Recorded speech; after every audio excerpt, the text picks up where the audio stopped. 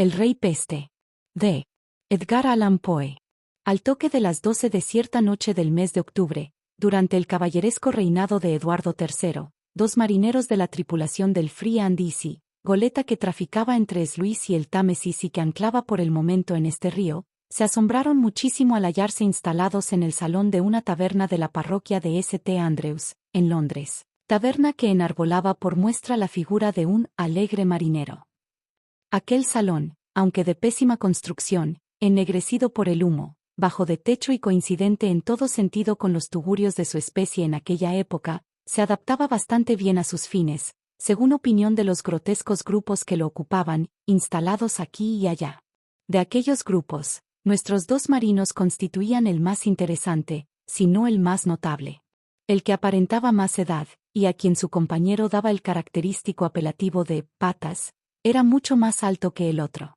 Debía de medir 6 pies y medio, y el encorvamiento de su espalda era sin duda consecuencia natural de tan extraordinaria estatura. Lo que le sobraba en un sentido, veíase más que compensado por lo que le faltaba en otros. Era extraordinariamente delgado y sus camaradas aseguraban que, estando borracho, hubiera servido muy bien como gallardete en el Palo Mayor, mientras que, hallándose sobrio, no habría estado mal como botalón de Beauprés. Pero estas bromas y otras de la misma naturaleza no parecían haber provocado jamás la menor reacción en los músculos de la risa de nuestro marino. De pómulos salientes, gran nariz aguileña, mentón huyente, mandíbula inferior caída y enormes ojos protuberantes, la expresión de su semblante parecía reflejar una obstinada indiferencia hacia todas las cosas de este mundo en general, aunque al mismo tiempo mostraba un aire tan solemne y tan serio que inútil sería intentar describirlo. Por lo menos en la apariencia exterior, el marinero más joven era el exacto reverso de su camarada, su estatura no pasaba de 4 pies. Un par de sólidas y arqueadas piernas sostenía su rechoncha y pesada figura mientras los cortos y robustos brazos, terminados en un par de puños más grandes que lo habitual, colgaban balanceándose a los lados como las aletas de una tortuga marina. Unos ojillos de color impreciso chispeaban profundamente incrustados bajo las cejas. La nariz se perdía en la masa de carne que envolvía su cara redonda y purpúrea, y su grueso labio superior descansaba sobre el inferior, todavía más carnoso, con una expresión de profundo contento que se hacía más visible por la costumbre de su dueño de lamérselos de tiempo en tiempo. No cabía duda de que miraba a su altísimo camarada con una mezcla de maravilla y de burla, de cuando en cuando contemplaba su rostro en lo alto, como el rojo sol poniente contempla los picos del Ben Nevis. Varias y llenas de incidentes habían sido las peregrinaciones de aquella meritoria pareja durante las primeras horas de la noche, por las diferentes tabernas de la vecindad. Pero ni las mayores fortunas duran siempre, y nuestros amigos se habían aventurado en este último salón con los bolsillos vacíos. En el momento en que empieza esta historia, Patas y su camarada Hugh Tarpaulin hallábanse instalados con los codos sobre la gran mesa de roble del centro de la sala, y las manos en las mejillas. Más allá de un gran frasco de cerveza, sin pagar, contemplaban las ominosas palabras, no se da crédito, que para su indignación y asombro, habían sido garrapateadas en la puerta mediante el mismísimo mineral cuya presencia pretendían negar. Lejos estamos de pretender que el don de descifrar caracteres escritos, don que en aquellos días se consideraba apenas menos cabalístico que el arte de trazarlos, hubiera sido conferido a nuestros dos hijos del mar. Pero la verdad es que en aquellas letras había cierto carácter retorcido, ciertos bandazos de sotavento totalmente indescriptibles pero que, en opinión de ambos marinos, presagiaban abundancia de mal tiempo, y que los determinaron al unísono, conforme a las metafóricas expresiones. De Patas, a darle a las bombas, arriar todo el trapo y largarse viento en popa. Habiendo, pues, apurado la cerveza que quedaba, y abotonados apretadamente sus cortos jubones, se lanzaron ambos a toda carrera hacia la puerta. Aunque Tarpaulin rodó 2 veces en la chimenea, confundiéndola con la salida, acabaron por escabullirse felizmente, y media hora después de las 12, nuestros héroes estaban otra vez prontos a cualquier travesura, huyendo a toda carrera por una oscura calleja rumbo a St. Andrews, Ster, encarnizadamente perseguidos por la huésped del alegre marinero. En los tiempos de este memorable relato, así como muchos años antes y muchos después, en toda Inglaterra, y especialmente en Londres, resonaba periódicamente el espantoso clamor de «la peste». La ciudad había quedado muy despoblada, y en las horribles regiones vecinas al Támesis, donde entre tenebrosas, angostas e inmundas callejuelas y pasajes parecía haber nacido el demonio de la enfermedad, erraban tan solo el temor, el horror y la superstición. Por orden del rey aquellos distritos habían sido condenados, y se prohibía, bajo pena de muerte, penetrar en sus espantosas soledades. Empero, el mandato del monarca, las barreras erigidas a la entrada de las calles y, sobre todo, el peligro de una muerte atroz que con casi absoluta seguridad se adueñaba del infeliz que osara la aventura, no podían impedir que las casas, vacías y desamuebladas, fueran saqueadas noche a noche por quienes buscaban el hierro, el bronce o el plomo, que podía luego venderse ventajosamente. Lo que es más, cada vez que al llegar el invierno se abrían las barreras, comprobábase que los cerrojos, las cadenas y los sótanos secretos habían servido de poco para proteger los ricos depósitos de vinos y licores que, teniendo en cuenta el riesgo y la dificultad de todo traslado, fueran dejados bajo tan insuficiente custodia por los comerciantes de alcoholes de aquellas barriadas. Pocos, sin embargo, entre aquellos empavorecidos ciudadanos atribuían los pillajes a la mano del hombre. Los demonios populares del mal eran los espíritus de la peste, los dueños de la plaga y los diablos de la fiebre. Contábanse historias tan escalofriantes, que aquella masa de edificios prohibidos terminó envuelta en el terror como en una mortaja, y hasta los saqueadores solían retroceder aterrados por la atmósfera que sus propias depredaciones habían creado. Así, el circuito estaba entregado por completo a la más lúgubre melancolía, al silencio, a la pestilencia y a la muerte. En una de aquellas aterradoras barreras que señalaban el comienzo de la región condenada viéronse súbitamente detenidos Patas y el digno Hugh Tarpaulin en el curso de su carrera callejuelas abajo. Imposible era retroceder y tampoco perder un segundo, pues sus perseguidores les pisaban los talones. Pero, para lobos de mar como ellos, trepar por aquellas toscas planchas de madera era cosa de juego. Excitados por la doble razón del ejercicio y del licor, escalaron en un santiamén la valla y, animándose en su carrera de borrachos con gritos y juramentos, no tardaron en perderse en el fétido e intrincado laberinto. De no haber estado borrachos perdidos, sus tambaleantes pasos se hubieran visto muy pronto paralizados por el horror de su situación. El aire era helado y brumoso. Las piedras del pavimento, arrancadas de sus alvéolos, aparecían en montones entre los pastos crecidos, que llegaban más arriba de los tobillos. Casas demolidas ocupaban las calles. Los hedores más fétidos y ponzoñosos lo invadían todo, y con ayuda de esa luz espectral que, a una medianoche, no deja nunca de emanar de toda atmósfera pestilencial, era posible columbrar en los atajos y callejones, o pudriéndose en las habitaciones sin ventanas, los cadáveres de muchos ladrones nocturnos a quienes la mano de la peste había detenido en el momento mismo en que cometían sus fechorías.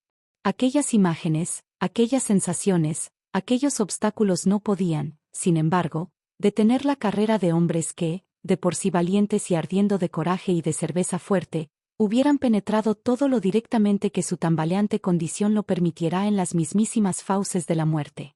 Adelante, siempre adelante balanceábase el lúgubre Patas, haciendo resonar la profunda desolación con los ecos de sus terribles alaridos, semejantes al espantoso grito de guerra de los indios, y adelante, siempre adelante contoneábase el robusto Tarpaulin, colgado del jubón de su más activo compañero, pero sobrepasando sus más asombrosos esfuerzos en materia de música vocal con rugidos sin vaso que nacían de la profundidad de sus estentóreos pulmones. No cabía duda de que habían llegado a la plaza fuerte de la peste. A cada paso, a cada tropezón, su camino se volvía más fétido y horrible, los senderos más angostos e intrincados. Enormes piedras y vigas que de tiempo en tiempo se desplomaban de los podridos tejados mostraban con la violencia de su caída la enorme altura de las casas circundantes, y cuando, para abrirse paso a través de continuos montones de basura, había que apelar a enérgicos esfuerzos, no era raro que las manos encontraran un esqueleto, o se hundieran en la carne descompuesta de algún cadáver. Súbitamente, cuando los marinos se tambaleaban frente a la entrada de un alto y espectral edificio, un grito más agudo que de ordinario, brotando de la garganta del excitado Patas, fue respondido desde adentro con una rápida sucesión de salvajes alaridos, que semejaban carcajadas demoníacas. En nada acoquinados por aquellos sonidos que, dada su naturaleza, el lugar y la hora, hubieran helado la sangre de corazones menos ígneos que los suyos, nuestra pareja de borrachos se lanzó de cabeza contra la puerta, abriéndola de par en par y entrando a tropezones, en medio de un diluvio de juramentos. La habitación en la cual se encontraron resultó ser la tienda de un empresario de pompas fúnebres, pero una trampa abierta en un rincón del piso, próximo a la entrada, dejaba ver el comienzo de una bodega ampliamente provista, como lo proclamaba además la ocasional explosión de una que otra botella. En medio de la habitación había una mesa, en cuyo centro surgía un enorme cubo de algo que parecía punch. Profusamente desparramadas en torno aparecían botellas de diversos vinos y cordiales, así como jarros, tazas y frascos de todas formas y calidades. Sentados sobre soportes de ataúdes veíase a 6 personas alrededor de la mesa. Trataré de describirlas una por una. De frente a la entrada y algo más elevado que sus compañeros sentábase un personaje que parecía presidir la mesa. Era tan alto como flaco, y Pata se quedó confundido al ver a alguien más descarnado que él. Tenía un rostro amarillo como el azafrán, pero, salvo un rasgo, sus facciones no estaban lo bastante definidas como para merecer descripción. El rasgo notable consistía en una frente tan insólita y horriblemente elevada, que daba la impresión de un bonete o una corona de carne encima de la verdadera cabeza. Su boca tenía un mohín y un pliegue de espectral afabilidad, y sus ojos, como los de todos los presentes, estaban fijos y vidriosos por los vapores de la embriaguez. Este caballero hallábase envuelto de pies a cabeza en un paño mortuorio de terciopelo negro ricamente bordado, que caía en pliegues negligentes como si fuera una capa española. Tenía la cabeza llena de plumas como las que se ponen a los caballos en las carrozas fúnebres, y las agitaba a un lado y otro con aire tan garboso como entendido. Sostenía en la mano derecha un enorme fémur humano, con el cual parecía haber estado apaleando a alguno del grupo por cualquier fruslería. Frente a él, y dando la espalda a la puerta, veíase a una dama cuya extraordinaria apariencia no le iba a la zaga. Aunque casi tan alta como la persona descrita, no podía quejarse de una flacura anormal. Al contrario, hallábase por lo visto en el último grado de hidropesía y su cuerpo se asemejaba extraordinariamente a la enorme pipa de cerveza que, saltada la tapa, aparecía cerca de ella en un ángulo del aposento. Aquella señora tenía el rostro perfectamente redondo, rojo y relleno, y presentaba la misma peculiaridad, o, más bien, falta de peculiaridad, que mencionamos en el caso del presidente. Vale decir que tan solo uno de sus rasgos alcanzaba a distinguirse claramente en su cara. El sagaz Tarpaulin no había dejado de notar que la misma observación podía aplicarse a todos los asistentes a la fiesta, pues cada uno parecía poseer el monopolio de una determinada porción del rostro. En la dama de quien hablamos, se trataba de la boca. Comenzando en la oreja derecha abríase en un terrorífico abismo hasta la izquierda, al punto que los cortos aros que llevaba se le metían todo el tiempo en la abertura. Esforzábase, sin embargo, por mantenerla cerrada, adoptando un aire de gran dignidad. Su vestido consistía en una mortaja recién planchada y almidonada que le llegaba hasta la barbilla, cerrándose en un volante rizado de muselina de algodón. Sentábase a su derecha una jovencita minúscula, a quien la dama parecía proteger. Esta delicada y frágil criatura daba evidentes señales de una tisis galopante a juzgar por el temblor de sus descarnados dedos, la lívida coloración de sus labios y las manchas éticas que aparecían en su piel terrosa. Pese a ello, en toda su figura se advertía un extremado haut ton. Lucía con un aire tan gracioso como negligente un ancho y hermoso sudario del más fino linón de la India. El cabello le colgaba en bucles sobre el cuello, y había en su boca una suave sonrisa juguetona, pero su nariz, extraordinariamente larga, fina, sinuosa, flexible y llena de barrillos, le llegaba hasta más abajo del labio inferior, a pesar del aire delicado con que de cuando en cuando la movía a uno y otro lado con ayuda de la lengua. Aquella nariz daba a su fisonomía una apariencia un tanto equívoca. Al otro lado, a la izquierda de la dama hidrópica, veíase a un hombrecillo achacoso, rechoncho, asmático y gotoso, cuyas mejillas descansaban en los hombros de su propietario como 2 enormes odres de vino o porto. Cruzado de brazos y con una pierna vendada puesta sobre la mesa, parecía imaginar que tenía derecho a alguna especial consideración. Sin duda se sentía profundamente orgulloso de cada pulgada de su persona, pero se esmeraba especialmente en llamar la atención sobre su abigarrado levitón. No poco dinero le habría costado este último, que le sentaba admirablemente, pues estaba hecho con una de esas fundas de seda bordada que en Inglaterra y otras partes sirven para cubrir los escudos que se cuelgan en lugares visibles cuando ha muerto algún miembro de una casa aristocrática. A su lado, y a la derecha del presente, Veíase a un caballero con largas calzas blancas y calzones de algodón. Estremecíase de la manera más ridícula, como si sufriera un acceso de lo que Tarpaulin llamaba los espantos. Su mentón, recién afeitado, estaba apretadamente sujeto por un vendaje de muselina, y sus brazos, igualmente atados por las muñecas, no le permitían servirse a gusto de los licores de la mesa, precaución que Patas encontró muy acertada en vista del aire embrutecido y avinado de su fisonomía. De todas maneras, las inmensas orejas de aquel personaje, que por lo visto no era posible sujetar como el resto de su cuerpo, se proyectaban en el espacio y, cada vez que alguien descorchaba una botella, se estremecían como en un espasmo. Frente a él, sexto y último de la reunión, veíase a un personaje extrañamente rígido, atacado de parálisis, quien debía sentirse sumamente incómodo dentro de sus vestiduras. En efecto, su único atavío lo constituía un flamante y hermoso ataúd de caoba. Su parte superior apretaba la cabeza de quien lo vestía, extendiéndose hacia adelante como una caperuza, y daba a su rostro un aire indescriptiblemente interesante. A los lados del ataúd se habían practicado agujeros para los brazos, teniendo en cuenta tanto la elegancia como la comodidad, pero aquel traje impedía a su propietario mantenerse tan erguido como sus compañeros, y mientras yacía reclinado contra su soporte, en un ángulo de 45 grados, un par de enormes ojos protuberantes giraban sus terribles globos blanquecinos hacia el techo, como si estuvieran estupefactos de su propia enormidad. Frente a cada uno de los presentes veíase una calavera que servía de copa. De lo alto colgaba un esqueleto, atado por una pierna a una soga sujeta en un gancho del techo.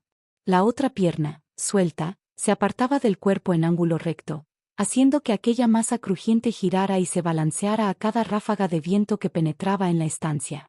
En el cráneo de tan horribles restos había carbones encendidos, que arrojaban una luz vacilante pero intensa sobre la escena. En cuanto a los ataúdes y otros implementos propios de una empresa de pompas fúnebres, habían sido apilados en torno de la habitación y contra las ventanas, impidiendo que el menor rayo de luz escapara a la calle.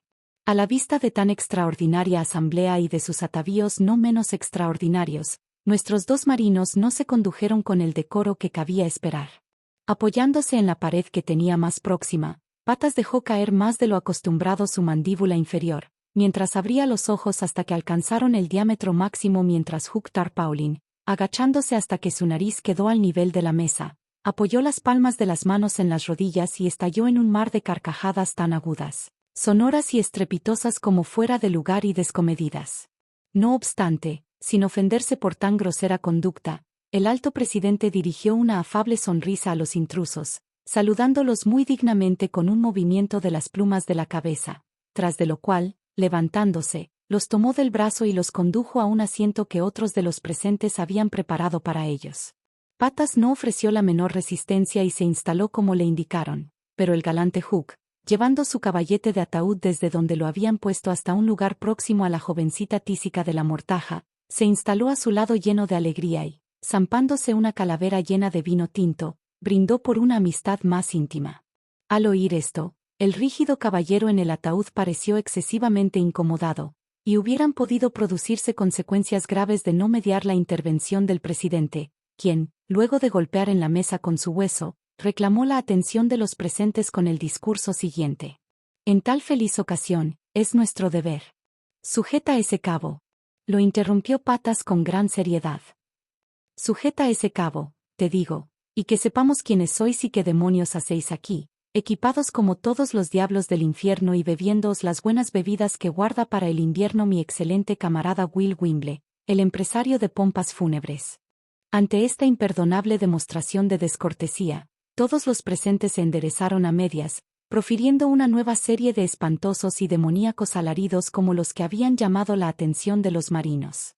Pero el presidente fue el primero en recobrar la compostura y, volviéndose con gran dignidad hacia Patas, le dijo: con el mayor placer satisfaré tan razonable curiosidad por parte de nuestros ilustres huéspedes, a pesar de no haber sido invitados.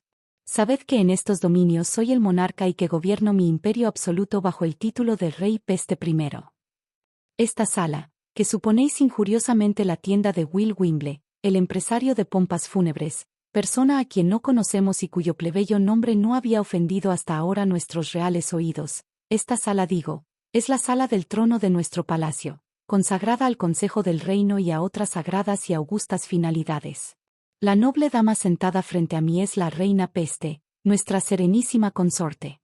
Los otros augustos personajes que contempláis son miembros de mi familia y llevan la insignia de la sangre real bajo sus títulos respectivos de Su Gracia el Archiduque Pestífero, Su Gracia el Duque Pestilencial, Su Gracia el Duque Tempestad y Su Alteza Serenísima la Archiduquesa Ana Pesta. Con referencia a vuestra consulta sobre las razones de nuestra presencia en este consejo, se nos perdonará que contestemos que solo nos concierne, y que es asunto exclusivo de nuestro privado y real interés, sin que nadie esté autorizado a inmiscuirse en absoluto. Pero en consideración a esos derechos de que, como huéspedes y desconocidos, podéis imaginaros poseedores, os explicaremos que nos encontramos aquí esta noche, luego de profundas búsquedas y prolongadas investigaciones, para examinar, analizar y determinar exactamente ese espíritu indefinible, esas incomprensibles cualidades y caracteres de los inestimables tesoros del paladar, vale decir los vinos, cervezas y licores de esta excelente metrópoli, todo ello para llevar adelante no solamente nuestros propios designios, sino para acrecentar la prosperidad de ese soberano extraterreno cuyo reino cubre todos los nuestros, cuyos dominios son ilimitados, y cuyo nombre es muerte. Cuyo nombre es Davy Jones, gritó Tarpaulin, sirviendo un cráneo de licor a la dama que tenía a su lado y bebiéndose otro por su cuenta. Profano lacayo, dijo el presidente, concentrando su atención en el meritorio Hugh. Profano y execrable canalla. Hemos dicho que, en consideración de esos derechos que, aun en tu repugnante persona, no queremos quebrantar, hemos condescendido a responder a vuestras groseras e insensatas demandas. Empero, frente a tan sacrílega intrusión en nuestro consejo, creemos de nuestro deber condenarte y multarte, a ti y a tu compañero, a beber un galón de ron con melaza, que tragaréis brindando por la prosperidad de nuestro reino de un solo trago y de rodillas, tras lo cual quedaréis libres para seguir vuestro camino o quedaros y ser admitidos a los privilegios de nuestra mesa, conforme a vuestros gustos respectivos e individuales. Sería cosa por completo imposible, dijo entonces Patas, a quien las frases y la dignidad del rey Peste y habían inspirado evidentemente cierto respeto, por lo cual se puso de pie para hablar, sujetándose a la vez a la mesa.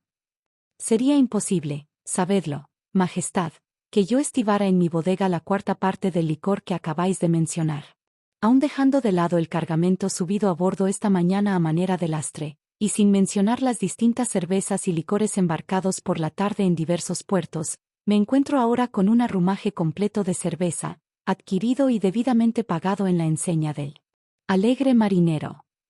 Vuestra Majestad tendrá, pues, la gentileza de considerar que la intención reemplaza el hecho, pues de ninguna manera podría tragar una sola gota, y mucho menos una gota de esa infame agua de centina que responde a la denominación de ron con melaza. Amarra eso, interrumpió Tarpaulin, no menos asombrado por la longitud del discurso de su compañero que por la naturaleza de su negativa. Amarra eso, marinero de agua dulce. Basta de charla, Patas. Mi casco está todavía liviano, aunque ya veo que tú te estás hundiendo un poco. En cuanto a tu parte de cargamento, en vez de armar tanto jaleo me animo a encontrar sitio para él en mi propia cala, pero semejante arreglo, interrumpió el presidente, no está para nada de acuerdo con los términos de la multa o sentencia, que es por naturaleza irrevocable e inapelable. Las condiciones que hemos impuesto deben ser cumplidas al pie de la letra sin un segundo de vacilación. Y si así no se hiciere, decretamos que ambos seáis atados juntos por el cuello y los talones y ahogados por rebeldes en aquel casco de cerveza. Magnífica sentencia. Justa y apropiada sentencia. Gloriosa decisión. La más meritoria, adecuada y sacrosanta condena. Gritó al unísono la familia Peste. El rey hizo aparecer en su frente una infinidad de arrugas, el hombrecillo gotoso sopló como dos fuelles juntos, la dama de la mortaja balanceaba su nariz de un lado al otro, el caballero de los calzones levantó las orejas, y la dama del sudario jadeó como un pez fuera del agua, mientras el del ataúd parecía más rígido que nunca y revolvía los ojos. Rió Tarpaulin, sin cuidarse de la excitación general. Estaba yo diciendo, cuando Mr. Rey Peste se inmiscuyó en la conversación, que una tontería de 2 o 3 galones más o menos de ron con melaza nada pueden hacerle a un barco tan sólido como yo si no anda demasiado cargado. Pero si se trata de beber a la salud del diablo, a quien Dios perdone, y ponerme de rodillas delante de ese espantajo de rey, a quien conozco tan bien como a mí mismo, pobre pecador que soy. Sí, lo conozco, puesto que se trata de Timur Ligurli, el actor. Pues bien, en ese caso, ya no sé realmente qué pensar ni qué creer. No pudo terminar en paz su discurso. Al oír el nombre de Timur Ligurli, la entera asamblea saltó de sus asientos. «Traición», gritó su majestad el rey Pestei. «Traición», exclamó el hombrecillo gotoso. «Traición», chilló la archiduquesa Ana Pesta. «Traición», murmuró el caballero de las mandíbulas atadas. «Traición», gruñó el del ataúd. «Traición, traición», aulló su majestad la de la inmensa boca.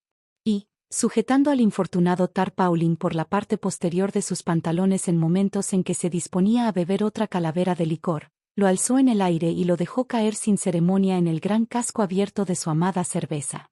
Luego de flotar y hundirse varias veces como una manzana en un jarro de toddy, terminó por desaparecer en un torbellino de espuma que sus movimientos creaban en el ya efervescente brebaje. Patas, empero, no estaba dispuesto a soportar mansamente la derrota de su compañero. Luego de arrojar al rey Peste por la trampa abierta, el valiente marino le dejó caer la tapa sobre la cabeza, mientras lanzaba un juramento, y corrió al centro de la habitación. Aferrando el esqueleto que colgaba sobre la mesa, empezó a agitarlo con tal energía y buena voluntad que, en momentos en que los últimos resplandores se apagaban en la estancia, alcanzó a romper la cabeza del hombrecillo gotoso. Lanzándose luego con todas sus fuerzas contra el fatal casco lleno de cerveza y de Tar Paulin, lo derribó al suelo en un segundo. Brotó un verdadero diluvio de cerveza, tan terrible, tan impetuoso, tan arrollador, que el cuarto se inundó de pared a pared, la mesa se volcó con toda su carga, los caballetes quedaron patas arriba, el jarro de ponche cayó en la chimenea, y las señoras en grandes ataques de nervios.